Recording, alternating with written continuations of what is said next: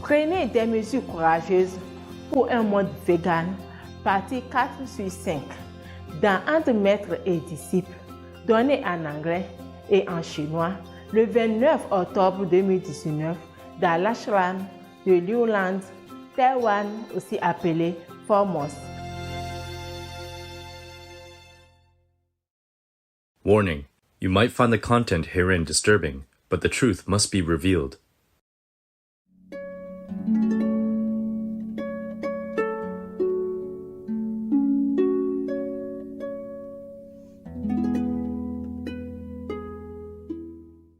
I was in a mountain called Yangmingshan. It's a national park. It's beautiful, yeah, isolated. And I lived in a tent then. It's so cold, so cold, so cold. Very, very, very, very, very, very cold. And it doesn't feel like the mountain is very high because you keep driving up, up, up, the slope slowly ascended. So when you were in the top of a mountain, you don't feel like it's very high. And some part of the top of the mountain are flat.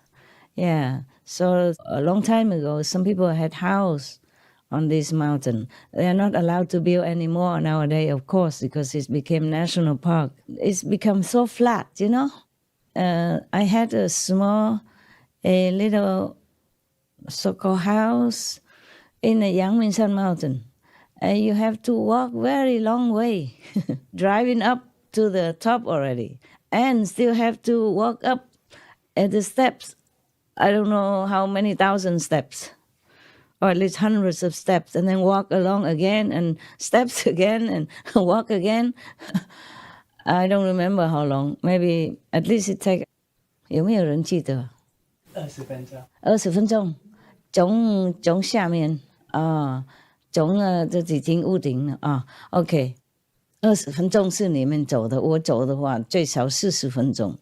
I just asked, and your Taiwanese brother told me that took 20 minutes, but we are already at the top, and then it will take another 20 minutes to walk up. I say it's his 20 minutes. For me, it's maybe 30, 40 minutes or 1 hour. Some of my assistants say 1 hour because she walk and then she has to take a rest in between. Yeah. Over there is truly nothing, but it's a big flat land, big enough for me. They have even a bamboo grove on it, flat. Yeah. And the Taiwanese Taipei disciple surprised me with a 6-corner kind of house. And the bedroom is on top, hidden, yeah. And then downstairs there is a big enough for me. Of course, I'm a small person, so whatever they build is big. It's like a pavilion, You saw it sometimes in some of my cooking show that they show, or some of the show they show where I do some painting, and that pavilion, yeah.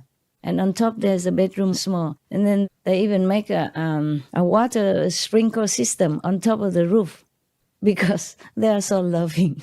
One of the brother of yours, he went to Australia already with his family, yeah.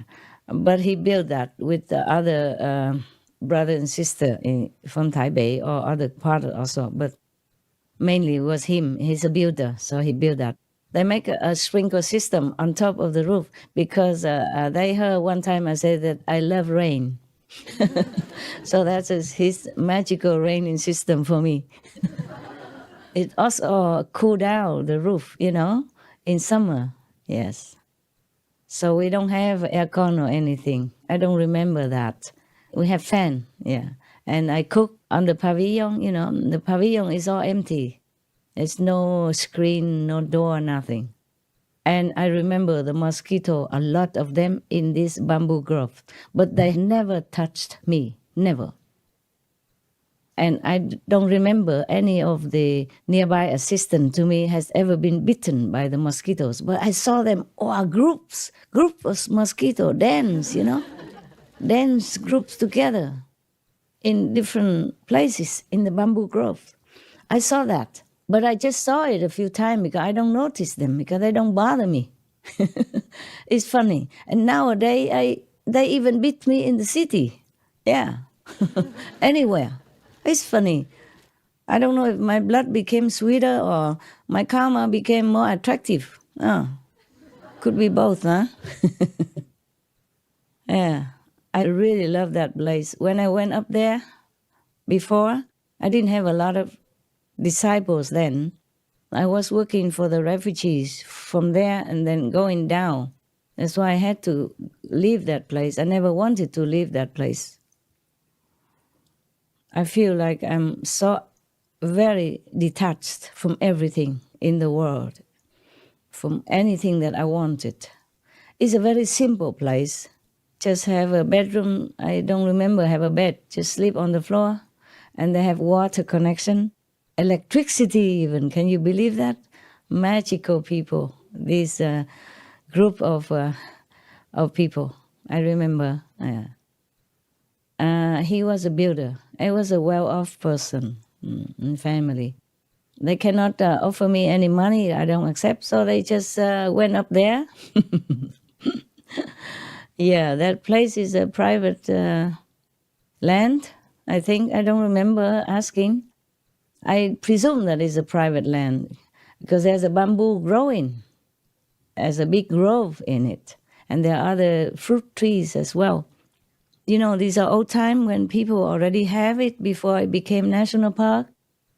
And of course, the government still allow them to continue to cultivate or plant things or build a little hut. They cannot build big house with concrete and cement and all that. But a little wooden hut to be okay. Nowadays, I heard that it's a long time already and a typhoon kind of damaged some places. And they wanted to go up to repair it. But I say, wow, it's such a long way, you know, very difficult to bring the material and all that stuff. So forget it. I don't think I ever have that luxury to live there again. So I just don't want them to waste their time, you know, just use it to meditate. That's what I told them. I'm not sure if meanwhile they sneak up and repair it or not for souvenir, you know. For later generation, when I die already, then maybe they sell ticket to come up to visit, you know, here, the master Ching Hai, you know, she lived here before. Look, here's her shoes. There's where she cooked, you know, that's what they do with a dead person. Houses or residence, right? Okay. I imagine there were maybe throng of people, you know, walking up these difficult steps and long way up and then paying homage or take photos or touch here, touch there for blessing. Maybe they make a statue of me standing in the middle of the room or something, greeting the tourists. That is a 20 minutes walk from already on top of the mountain, you know, where you already park your car far away, you know, because your car cannot go up and you have to climb up many steps already. And then you can continue going further. Yes. I used to have a little storeroom there, you know, 2x2. You know, they use some metal sheet, you know, to cover around, you know, just to wrap around and then put a roof on top. I used to live there next to a stream. We have a stream there. That's what I loved about it. I didn't have a lot of money at that time. And then we bought that place, borrowed some money from a brother. I repay already, even though he didn't want it, but I repay. I said, I don't take anything, so please accept it. It's not much.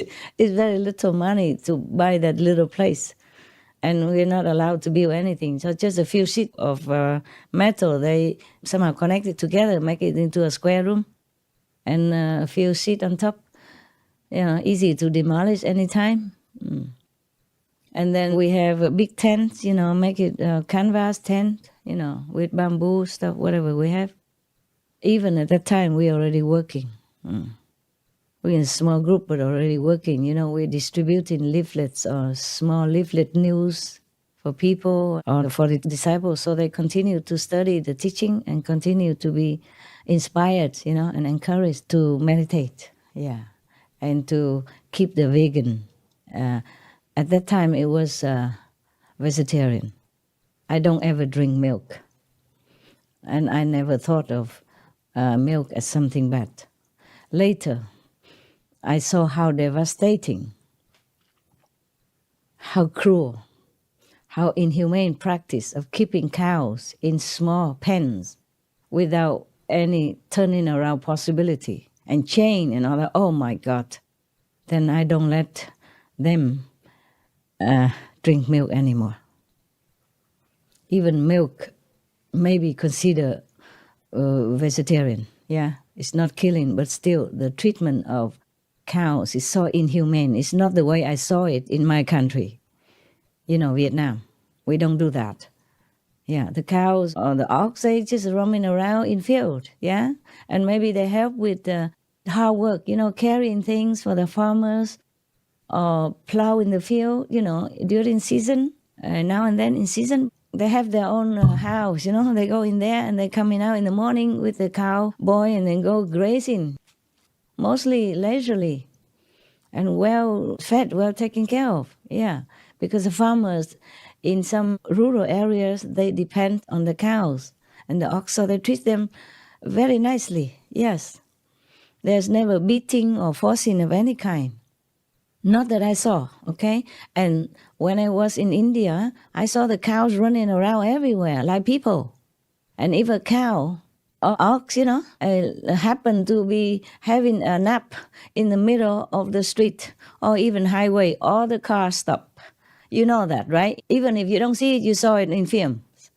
I saw it with my own eyes everywhere I went in India. Cows are respected and loved like people. They even touch the cow's feet or touch the cow's, behind. And then they put their hand on their forehead as a sign of respect. Because in India, according to Hinduism, cow is holy. They give milk to children. In those times, we didn't have many facility or alternative. So the cow give milk to many children and raise them up. So they consider the cows like a surrogate mother, like a second mother in India. And still nowadays they do that. When I was there, they do that. Yes. And they feed the cow too for whatever they have. Sometimes they have leftover vegetable, they just throw it on the street, the cow eat them. And the cows are free to roam anywhere. And people have to give way to cows, not cows give way to people. All the cars stop until the cows finish with his or her siesta and stand up, stretch out, and lazily walk into the meadow next door or next to the street and graze around there or lay there. Yeah, that's what I saw. So I have never thought that milk can be anything harmful. And also, I studied Buddhism before. When the Buddha first came out of his samadhi, he was very weak because he was following the extreme kind of practice that he learned from someone else. They say they have to really starve themselves, or don't eat, don't drink, and that. Just meditate, and then they get nirvana. Later on, the Buddha realized that it's wrong. And then he stepped out of that, and then the first person he encountered was a lady who gave him some milk to drink. And that's how he regained his strength. And he continued to go learning and practicing more. And that's how I thought milk was okay. But later, when I see the modern time, animals industry is so inhumane, so wicked, so gruesome, so barbarous, that of course we don't take that anymore. And if any of you still did not get it, then you have to watch these films, the Dominion, watch Peter's film, watch Earthlings, watch Cowspiracy.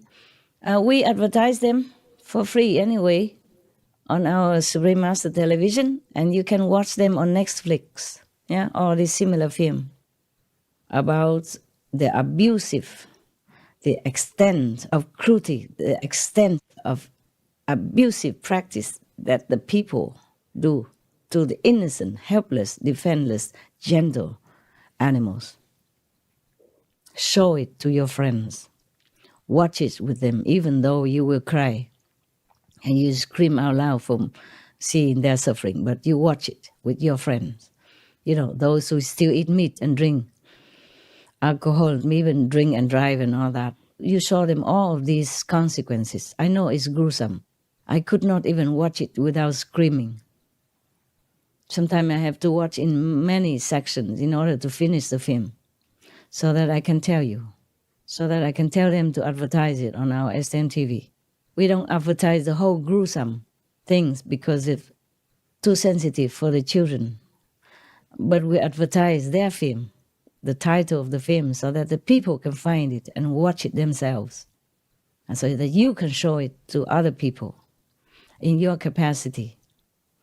Don't rely only on me alone. Don't rely only on Supreme Master TV alone. Because in some corner, people don't know our TV exists. Don't rely on us. Don't rely on me alone to save the world. You save the world with me. Okay?